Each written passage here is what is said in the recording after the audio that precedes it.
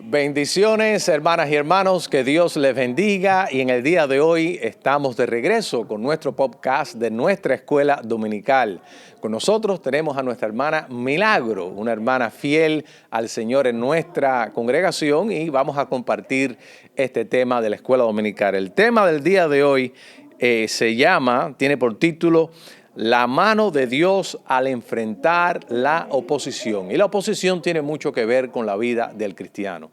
Hermana Milagro, gracias por su tiempo, gracias por estar aquí con nosotros en el día de hoy. Gracias a usted, pastor, por invitarme. Amén, amén, gloria al Señor. Y entonces, hermana, si usted nos pudiera recordar cuál es la idea central que tenemos para hoy de este estudio. La idea central de Dios es más poderoso que quienes se oponen a nosotros. Quienes se oponen a nosotros.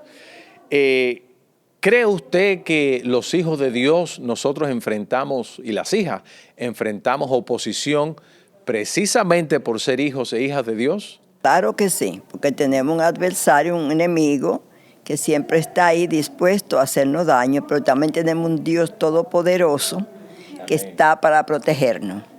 Qué bueno, qué bueno. Entonces siempre hay oposición, ¿no? Siempre hay oposición. ¿Estaría usted de acuerdo en que mientras más espiritual sea el cristiano o la cristiana, peor es la oposición? ¿Qué usted piensa de esa idea? Claro que sí, porque mientras más yo estoy en el Señor, más el enemigo quiere desviarme. Y yo tengo que permanecer en mi Señor, porque yo sé que en mi Señor yo tengo la seguridad y la protección de Él. Amén, amén, amén. O sea que mientras más firmes estamos, más riesgo corremos de ser ahí. Me llama la atención ahí en la introducción, mi hermana, en la página 117, ahí dice, al final, todo creyente está involucrado en cierta medida en la guerra espiritual contra Satanás y sus artimañas. Gracias a Dios porque no estamos solos. El Señor mismo está con nosotros contra la oposición. Pudiéramos nosotros decir que la guerra espiritual en el creyente no es opcional. O sea, porque aquí dice que todo creyente. ¿Qué usted cree? ¿Usted cree que porque un creyente sea nuevo? No, no es opcional. Todos creyentes vamos a pasar, por eso el Señor nos mandó a tomar las armaduras de Dios, a cubrirnos con ella, para estar firme. Y hay otra parte donde Él nos dice, resistid al diablo y huirá de vosotros. O sea que nosotros no tenemos que tenerle miedo al adversario, sino usar las armaduras, usar las armas que el Señor nos ha dado para combatir al enemigo. Qué bien. Y hermana, este asunto de guerra espiritual, ¿cómo se vería, cómo luce eso en concreto? ¿Qué ejemplo pudiéramos nosotros poner de un cristiano nuevo que está experimentando esta oposición o guerra espiritual? ¿Cómo luciría eso? ¿Qué ejemplo pudiéramos nosotros compartir? Esa alma el Señor se la ganó para Él y el enemigo la perdió. Entonces Él quisiera ver cómo Él la recupera. Y a veces, como estamos recién convertidos y todavía no conocemos del Señor, podemos caer y decir, no, yo estaba mejor anteriormente, ahora mira todos los problemas que me han venido. Si verdaderamente no hemos tenido una conversión, porque si tenemos una conversión verdadera, no echamos un paso atrás, como dice el Señor. Después que pongo la mano en el arado, no miro hacia atrás, sino que sigo para adelante. O sea que usted hizo una comparación entre lo que era el cristiano antes, cuando no era cristiano la persona, y ahora que es cristiano, ¿verdad? Pudiéramos decir que a veces la guerra espiritual se manifiesta en oposición, en dificultades que la persona encuentra para caminar en su fe. Pudiéramos decir que eso forma parte de esa guerra espiritual. Claro que sí. Y al mismo tiempo esa guerra espiritual es la que nos lleva a madurar en el Señor, porque a través de cada experiencia conocemos mejor a Dios. Así mismo. Así mismo. ¿Pudiera el enemigo nuestro espiritual usar, por ejemplo, a nuestros seres queridos, a nuestros familiares, a nuestros compañeros de trabajo para criticarnos y desanimarnos? ¿Usted no cree que eso forme parte de lo que es una guerra espiritual? ¿Qué usted cree? Sí. Claro que sí, porque eso es lo que él usa, esas son las altimañas que él usa, como dice la palabra. Entonces sí, Pero tenemos que recordar también que no tenemos guerra contra sangre y carne, sino contra principados, contra potestades, contra espíritu de las tinieblas. O sea que tenemos que recordar eso. Por ejemplo, yo tengo un problema con usted, pero tengo que recordar que el pastor no es quien me está haciendo daño. Es lo que está obrando dentro del pastor para hacerme daño. O sea que, y el enemigo usa al débil para atacar al fuerte. Sí, sí. Y yo pienso que a veces usa también hasta el fuerte para atacar al débil. No, digo yo, no, porque, bueno, sí, Pedro era más débil que Jesucristo, lógicamente, y Jesucristo le dijo, apártate de mí. ¿No se acuerda que le dijo, apártate de mí, Satanás? No porque Pedro estaba siendo posesionado, pero sino estaba siendo de instrumento al enemigo, ¿no? Pero a veces el enemigo usa unos a otros, ¿no? Con un comentario que a veces no lo pensamos bien, algo que hacemos, que otros nos ven hacer. Yo pienso que eso a veces sirve de piedra de tropiezo, ¿no? Y el enemigo lo usa para desanimarnos. ¿No cree usted que también todo eso se...? Sí, a veces recuerda, pastor, cuando cometemos nosotros mismos un error, Él trata de recordárnoslo todo el tiempo. Mira. ¿Tú crees que Dios te va a perdonar eso que hiciste?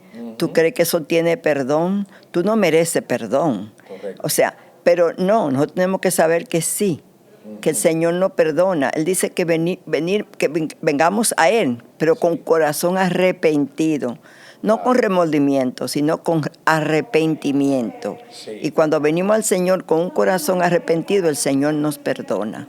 Amén. O sea, la importancia del arrepentimiento, ¿no? En todo esto. Qué bien, mi hermana. ¿Qué le parece si usted nos da lectura, por favor, ahí a Segunda de Reyes, capítulo 6, versos del 8 al 12? Estamos en la página 118 ahí, mi hermana, por favor. Tenía el rey de Siria guerra contra Israel, y consultando con sus siervos dijo, en tal y tal lugar estará mi campamento.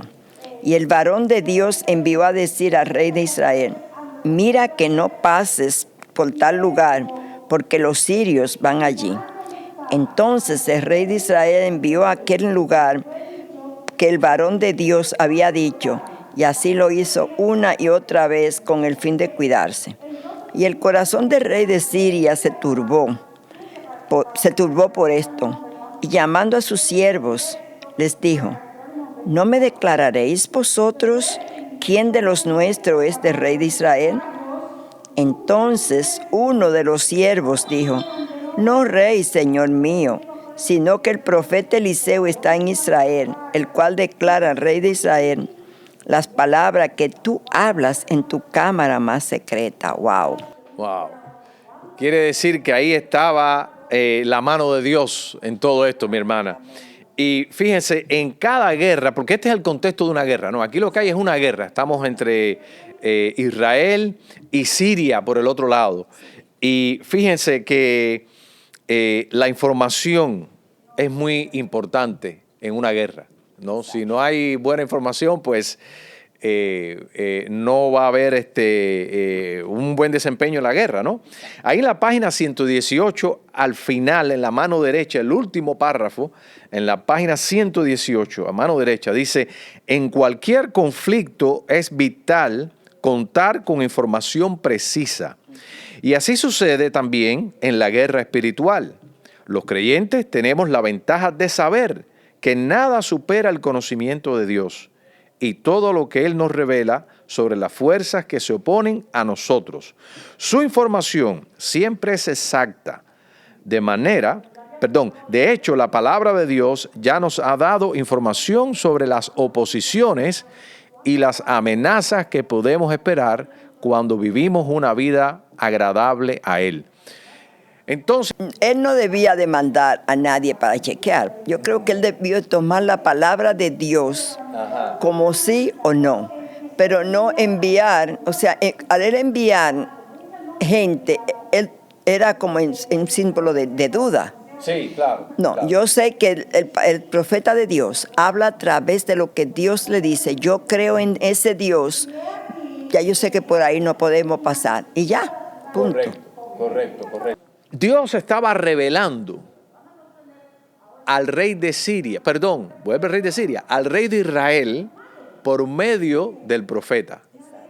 ¿Cómo él debía de hacer esa guerra? ¿No? O sea, no vayas por aquí, no vayas por allá, etc. Y lo que esta lección nos enseña es que Dios, en la guerra que nosotros estamos teniendo espiritual, su palabra nos revela cómo nosotros debemos también de pelear esta guerra. Usted mencionó que el cristiano debe de usar, ¿qué cosa? Dijo usted, la armadura. Dios, sí, que está en Efesios, ahí lo tenemos el Señor nos lo dejó escrito para eso mismo. Precisamente, eso sería una estrategia para pelear esta guerra, ¿no?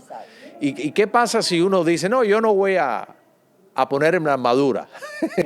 Bueno, si usted es un soldado rebelde, usted sabe que usted es un soldado que va a entrar a una guerra, si usted no va preparado con las armaduras que tiene que llevar, usted sabe que usted va a ser un blanco del enemigo y lo va a matar. Efectivamente. Pero si vamos armados, vamos a pelear, pero vamos con el gigante, que es el Señor, Jehová Dios de los ejércitos.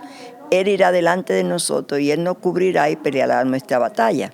Amén, amén, amén. ¿Puede darse el caso que una persona quiera pelear esta guerra sin la revelación de Dios? Imaginémonos al rey de Israel que diga, yo no voy a escuchar al profeta, yo voy con lo mío, ¿no? Usted sabe que va a perder la guerra. Usted sabe que va a perder.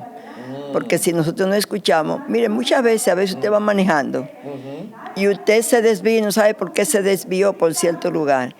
Y después usted oye en la noticia que ahí hubo un accidente grandísimo. Y usted dice, gracias Señor de lo que me libraste.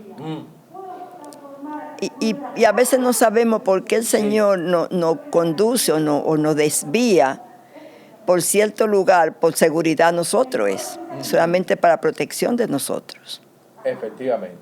O sea que no prestarle atención a la revelación de Dios en una guerra es La muerte. Y yo me pregunto si el diablo a veces no quiere eso mismo, que nosotros no prestemos atención a la revelación de Dios y que sigamos viviendo la vida espiritual en nuestra propia sabiduría, ¿no?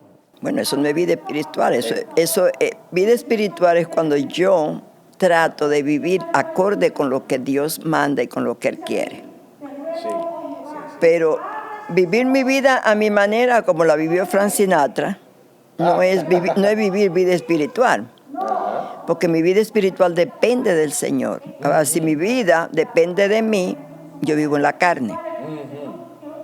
Fíjense que Dios dice que es importante para nuestra guerra espiritual leer la palabra, congregarnos, servir al Señor. Pero hay cristianos que, bueno, entre comillas, no sé si son cristianos, pero vamos a suponer que quieren vivir sin congregarse, sin servir al Señor, sin estudiar realmente a fondo la palabra. O sea, no le están prestando atención a la revelación de Dios. Y así quieren estar en una guerra espiritual. Me parece que eso es suicida, ¿no? Eso es absurdo, ¿no? Eso es absurdo. ¿Cómo yo voy a entrar a una guerra espiritual sin yo saber la estrategia? Yo tengo que conocer las estrategias primero. Claro. ¿Cuáles son las estrategias? Yo tengo que conocer a mi Dios. Ahí está. ¿Cómo yo conozco a mi Dios? A través de la palabra. Perfecto. De la única forma de conocer a Dios. ¿Cómo yo lo conozco a usted? A través de hablando, conversando. Entonces, ¿cómo yo converso con el Señor? A través de su palabra. Y fíjese que yo leo la palabra todos los años, en un año, pero siempre hay algo nuevo. Oh, ¿sí? Siempre encuentro algo nuevo. Yo decía, Señor, yo lo tenía muy escondido. ¿Dónde estaba esto? Que no me lo veía. Pero ese día el Espíritu Santo me lo revela. Sí. Porque ese era el día que el Señor tenía para revelármelo. Amén. Entonces, tenemos que conocer a Dios para poder entrar en una guerra espiritual. Tenemos que saber su palabra, tenemos que conversar con Él. ¿A qué padre no le gusta que su hijo lo llame para conversar? Correcto. Entonces a nuestro Padre Celestial, que es mejor que todos los padres humanos, le gusta que yo me arrodille o parada o en la cocina a veces haciendo algo y me pongo a hablar con Él. Me hace reír, Dios me hace reír y a veces yo me digo, ay, milagrito. Yo sola hablando con Él, digo, si alguien me ve, Padre, pensará que yo estoy loca, pero no saben que yo estoy más cuerda. Claro que sí, bueno, así le decían a los apóstoles que estaban locos, dice, estaban borrachos mejor, no los entendían, ¿no? No los entendían, pero qué bueno, sí, indudablemente parte de la vida, de la guerra espiritual es el conocimiento de la palabra y la oración, ¿verdad? Y aquí tenemos el ejemplo donde en esta guerra espiritual Dios estaba dando una revelación. Perdón, no era una guerra espiritual, era una guerra literal, ¿no? Pero es espiritual en el momento que Dios está envuelto ahí y que está usando medios de revelación, ¿no?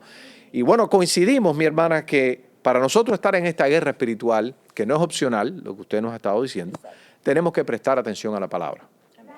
Porque ahí Dios nos está dando información precisa, ¿no? De todo esto. Vamos a leer ahí en Segunda de Reyes, capítulo 8, mi hermana, si usted nos puede leer el del 15 al 17. Capítulo 6. Gracias, perdón, si no tenía los otros vuelos. Capítulo 6, del 15 al 17. Y se levantó de mañana y salió el que servía al varón de Dios. Y aquí el ejército que tenía sitiada la ciudad, con gente de a caballo y carros. Entonces su criado le dijo: «Ah, Señor mío, ¿qué haremos?» Él le dijo: «No tengas miedo, porque más son los que están con nosotros que los que están con ellos». Y oró Eliseo y dijo: «Te ruego, oh Jehová, que abra sus ojos para que él vea». Entonces Jehová abrió los ojos del criado y miró, y he aquí que el monte estaba lleno de gente de a caballo y de carros de fuego alrededor de Eliseo. ¡Wow! Tremenda experiencia. Eliseo en Dotán, el profeta en Dotán. Exacto. Página 120, mi hermana, ahí en la parte derecha arriba, en la columna derecha, en el segundo párrafo, en la página 120, dice ahí esta declaración: es importante que todo creyente que está madurando desarrolle la capacidad de ver la mano de Dios obrando en su vida. Aquí tenemos a Eliseo, al momento de peligro. El criado ve nada más el ejército, eso es todo lo que él ve. Se alarma, entra en pánico y le dice al profeta: oye, esto se acabó, ¿qué vamos a hacer? Pero Eliseo, él veía más allá de lo que veía los ojos carnales, y él estaba consciente que Dios estaba obrando, aunque el esclavo no lo podía mirar con sus ojos terrenales, sus ojos físicos. Y aquí se nos dice que es importante que en una guerra espiritual o que en la vida cristiana las personas tengamos la capacidad de ver la mano de Dios obrando en nuestras vidas, aunque no veamos nada, ¿no? ¿Usted cree que eso es importante, la capacidad de decir, bueno, esto está tremendo, esto está feo, esto está tremendo, pero yo sé que Dios está obrando? ¿Usted cree que ese pensamiento ayuda en la guerra espiritual? Claro que sí. Tenemos que tener ese pensamiento siempre. Que aunque veamos que físicamente estamos perdiendo la guerra, pero nosotros sabemos que tenemos a alguien que está peleando por nosotros, que es más fuerza que cualquier ejército, como se lo demostró aquí a Eliseo. El criado no podía ver. No podía ver espiritualmente, pero Eliseo sí. Eliseo podía ver lo que el Señor tenía ahí. Ya Eliseo vio todos los carros que habían ahí. Por eso fue que le dijo: más son los que están con nosotros que los que están con ellos. O sea, y tenemos que siempre tener una mente positiva y saber que el Señor está con nosotros. Y que está orando, ¿no? Amén. Sí, como hay una alabanza por ahí que dice que yo sé que Él está obrando aunque no lo vea. Gloria. A veces no podemos verlo ni sentirlo, pero sí Él está obrando. Siempre el Señor está obrando. ¿Es correcto decir que el Señor obra de maneras que nosotros no esperamos? Sí, la palabra lo dice, que el Señor obra de manera misteriosa, de forma que yo no pienso, usted no piensa, forma que no podemos entender nosotros. Pero Él sí, Él siempre está obrando y a favor de sus hijos. Sí. Usted sabe que me recuerda a estos dos textos, mi hermana, y me gustaría que usted comentara acerca de ellos. Uno es el texto cuando Pedro estaba caminando sobre las aguas, ¿se acuerda cuando Cristo le dijo, ven a mí, etcétera? Y dice que Pedro puso sus ojos, ¿en dónde? En el viento y en el mar. Y lo quitó del Señor. Pero mientras Pedro mantuvo sus ojos en el Señor, anduvo sobre el agua. Pero al quitar los ojos del Señor, se hundió. Y comenzó a gritar: sálvame, Señor. Y ahí mismo estuvo en la mano del Señor, lo agarró y lo salvó. Y así somos nosotros a veces, quitamos los ojos del Señor y lo ponemos en las cosas que no tenemos que ponerla. ¿Y qué nos pasa? Y eso mismo, nos hundimos también. Tenemos que clamar al Señor, sálvame. ¿Nos podríamos hundir en la depresión? O sea, si nosotros, pastor, un espíritu negativo se ha apoderado de mí, usted sabe, una negatividad. Sí. Bueno, porque es que nada más te estás guiando por lo que estás mirando. Pero si haces como Eliseo, que estás convencido de que Dios está obrando en tu vida, no vas a hundirte en ese espíritu de depresión. A mí me encanta Eliseo cuando él dice, vive Jehová y vive tú, en cuya presencia estoy. Yo digo, ay Señor, qué maravilla es poder decir con esa seguridad que decía Eliseo, en cuya presencia estoy.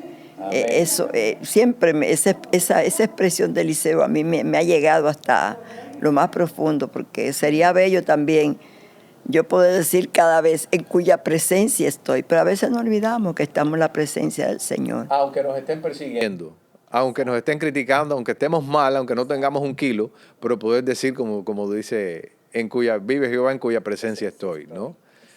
Y por eso es importante notar cuando estamos en una guerra espiritual, que siempre estamos, eso es desde siempre estamos, estar consciente de que Dios está orando, aunque no lo veamos. Eso es un principio básico. El otro texto que me viene a la mente era en Hebreos, cuando dice, puesto los ojos en el autor y consumador de nuestra fe, que es Cristo Jesús. Puesto los ojos en Jesús, el autor y consumador de la fe. Entonces, el siervo no tenía puesto los ojos en Dios. Obviamente, él estaba mirando a los soldados. Pero vimos en qué terminó aquello, ¿no? En él, o sea, terminó en bien, pero en él, en ese momento, él estaba deprimido, él estaba en pánico. Y yo a veces, mi hermana, soy culpable en mi vida de en demasiadas ocasiones comportarme como el siervo de Eliseo, que estoy mirando a lo negativo y me alarmo, ¿no? Y entro en pánico y entro en desánimo. El Señor lidia conmigo después en su misericordia. Yo me doy cuenta después que era yo que estaba sobre reaccionando, ¿no? ¿Cree usted que esto le pasa a todo el mundo o esto nada más nos pasa a nosotros los más débiles en el Señor? A todos nos sucede, pero con el tiempo uno se va poniendo más como Eliseo. Con el tiempo. Con la madurez, ¿no? Sí, porque son tantas las experiencias que uno ve, son tantas las cosas que uno ve como el Señor socorre a uno en esos momentos que usted piensa, me estoy hundiendo. Como decía el profeta Jeremías, en cieno. Sí. Pero no, mentira. Nosotros los hijos de Dios no llegamos a hundir porque el Señor está ahí. Solamente tenemos que hacer una sola cosa. Clama a mí y yo te responderé. Y te enseñaré cosas grandes y ocultas que tú no conoces. Así mismo. Es una promesa del Señor. Exacto, una promesa que es la clave. En esos momentos que tenemos que hacer, clamar al Señor. Señor, te necesito. Ven a mí, te necesito. Llévate de mí esto que no te pertenece a ti. Y tiene que oír, porque resistir al diablo huirá de nosotros. Así mismo. O sea que nosotros tenemos el poder porque el Señor nos lo dio a nosotros. Así mismo, mi hermana.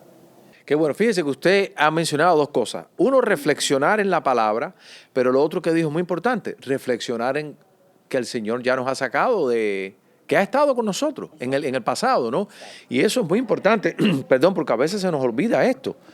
Y cuando uno lee, por ejemplo, muchos de los salmos, se da cuenta que Dios le dice, yo soy Jehová tu Dios que te saqué de la tierra de Egipto, de casa de servidumbre. Por tanto, no temas porque yo estoy contigo, etc. Entonces, da esperanza y los lleva a ellos a decir, reflexionen, ¿he estado o no he estado con vosotros? Si he estado con vosotros en el pasado, no los voy a abandonar en el presente ni los voy a abandonar en el futuro. Que pasaron por situaciones difíciles, sí, pero yo estuve con ustedes ahí, ¿no?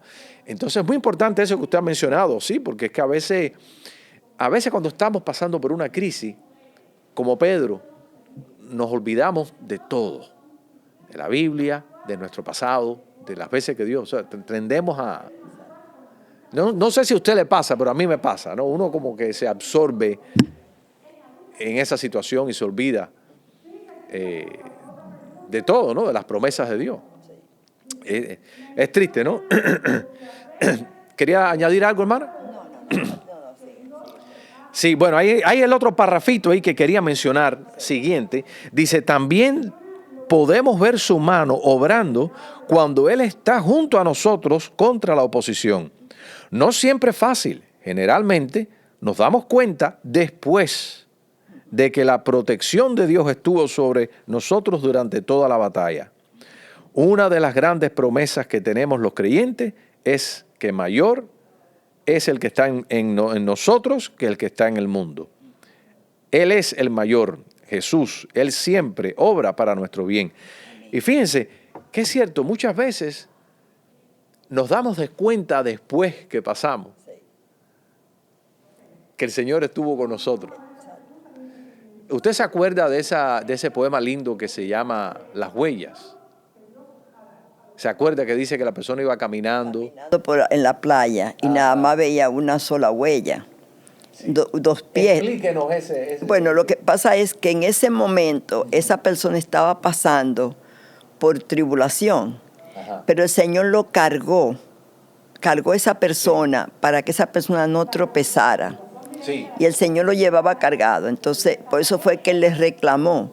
Cuando yo estaba pasando por tal y tal cosa, yo nada más veía una huella. Dice, sí, esa es mis huella, porque yo te llevaba cargado para que tú no tropezaras.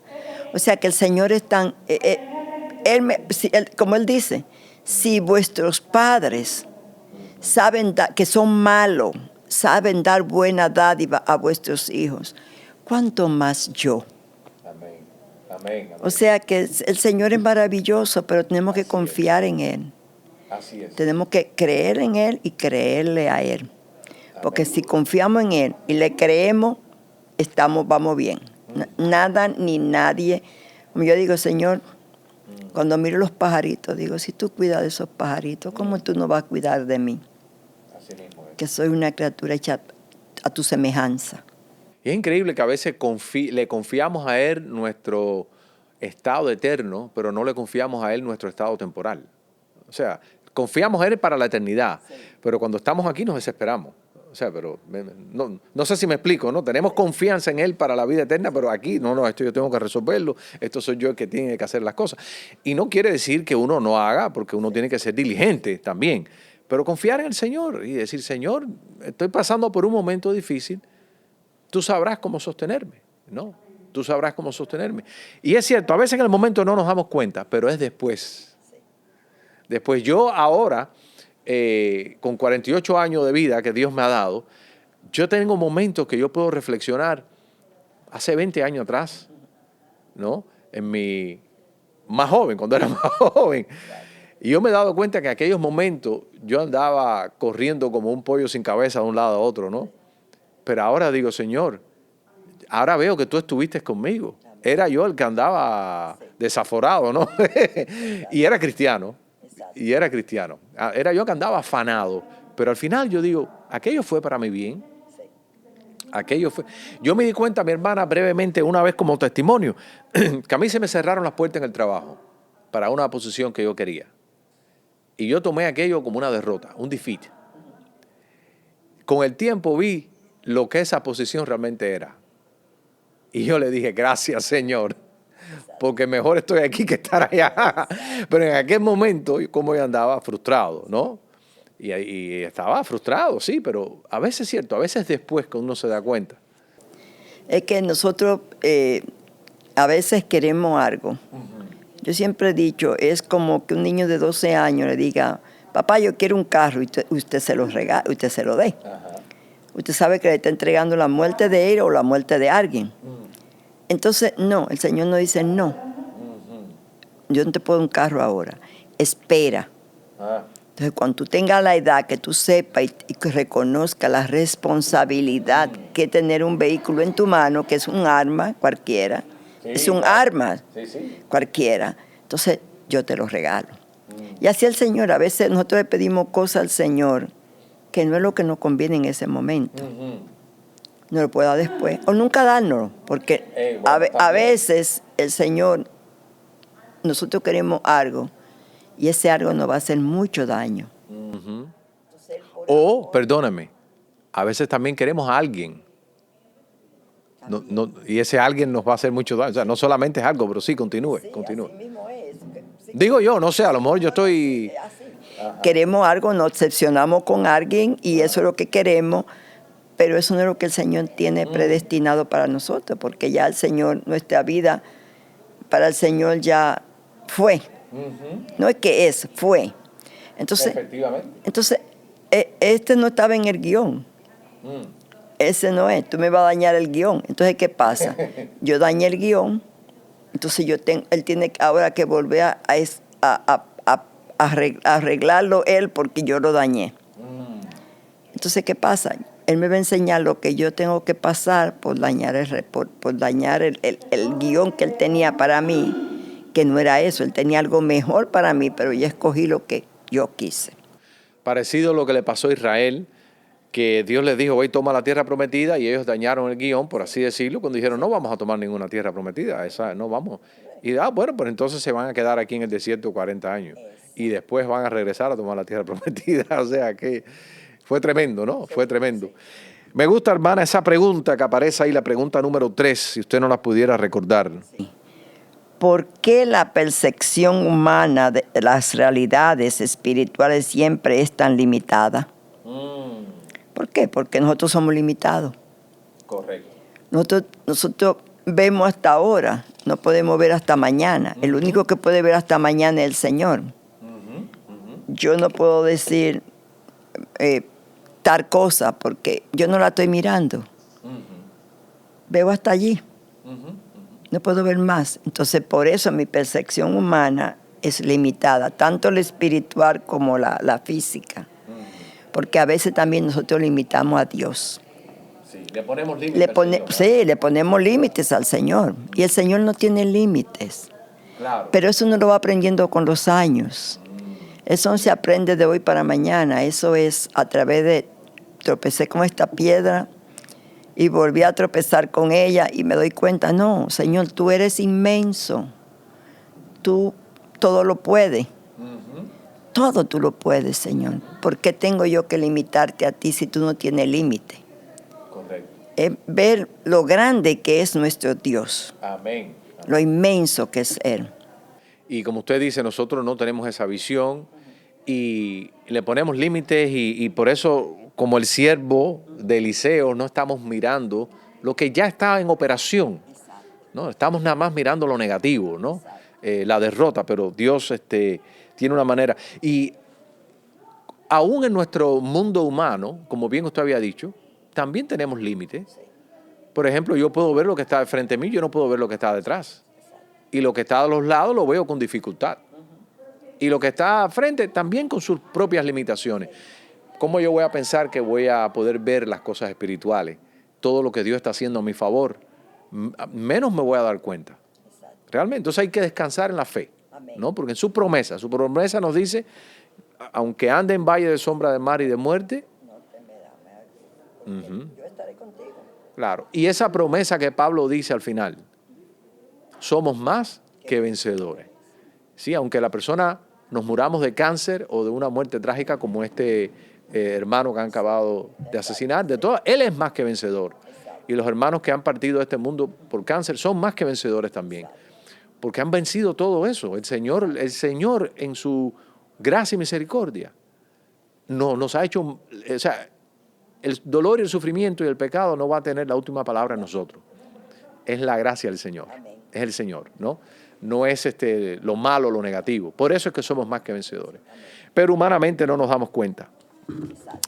Vamos a ver ahí, mi hermana, en la otra parte de la historia, en Segunda de Reyes 6, del 18 al 23. Por favor, si usted nos pudiera leer ahí. Amén, que usted quisiera añadir algo más. Lo que estaba, que yo puse aquí algo que, como dice, por mi cuenta nunca lo podría hacer. Yo nunca podría hacer nada como espiritual sin la presencia de Dios. No puedo. ¿Por qué? Porque voy a fracasar. Pero con el Señor delante de mí, sí yo puedo ganar la batalla. Amén. La victoria es de Él. porque yo digo ganar ya la batalla, pero yo no gano la batalla, quien la ganó fue el Señor para mí. O sea, porque la victoria es del Señor. Yo recibo el beneficio de la victoria, pero la victoria es de Él. Siempre tenemos que recordar eso cuando el hombre no aplaude, cuando el hombre no se exalta. Recordar que nosotros sin Él no somos nada ni nada podemos hacer. Amén.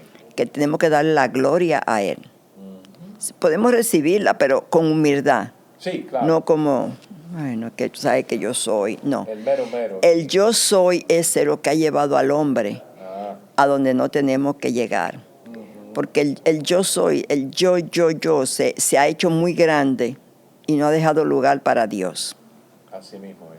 Entonces usted quiere... Así mismo es. Sí, sí. Lee el 2 de Reyes 6, 18, 23. Sí, por favor, si es tan amable. Y luego que los sirios descendieron a él, oró Eliseo a Jehová y dijo: te ruego que hieras con ceguera a esta gente. Y los hirió con ceguera, conforme a la petición de Eliseo. Después les dijo Eliseo: no es este el camino, ni es esta la ciudad. Seguidme, y yo os guiaré al hombre que buscáis. Y los guió a Samaria. Y cuando llegaron a Samaria, dijo Eliseo: Jehová, abre los ojos de estos para que vean. Y Jehová abrió sus ojos y miraron y se hallaban en medio de Samaria, donde está el rey. Fueron a bailar a casa del trompo. Tremendo. Fíjese la pregunta. Pero aquí vemos este hombre Eliseo orando. Porque Jehová haz esto, Jehová haz lo otro. Estaba orando, ¿no? Pidiéndole al Señor, dirigiéndose a Dios.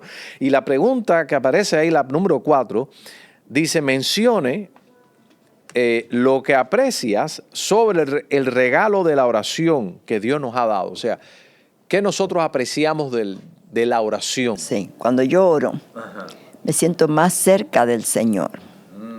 Cuando yo oro, tengo más fuerza porque sé que no estoy sola.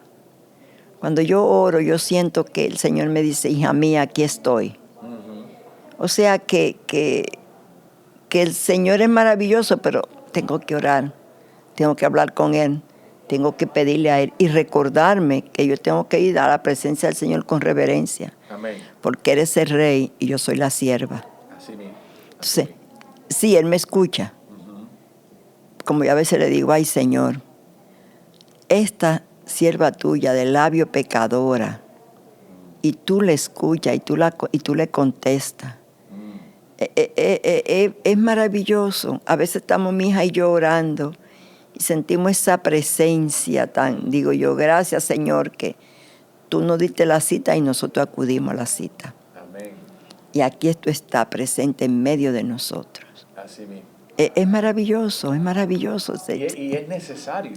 Muy necesario, muy necesario. Fíjense, con el tiempo para mí, mi hermana, además de la oración ser un método, sí, para adquirir cosas, pero bueno, para solucionar problemas, etcétera. Pero para pedir, ¿no? Pedir y se os dará. Pero para mí también la oración, yo descubro que tiene un significado tremendo porque es una oportunidad para mí para desahogarme. Porque qué triste es vivir una vida sin tener un hombro, como decir, ¿no? En quien llorar, en quien, a veces cuando estamos quebrados, ¿no? Y no tenemos, una persona atea que no tenga una relación con Dios y no tiene realmente en quién. Porque su cosmovisión no le permite tener a alguien para llegar y realmente, ¿no? Pero qué cosa tan hermosa que nosotros los cristianos, en la oración, tenemos más que una terapia. Amén.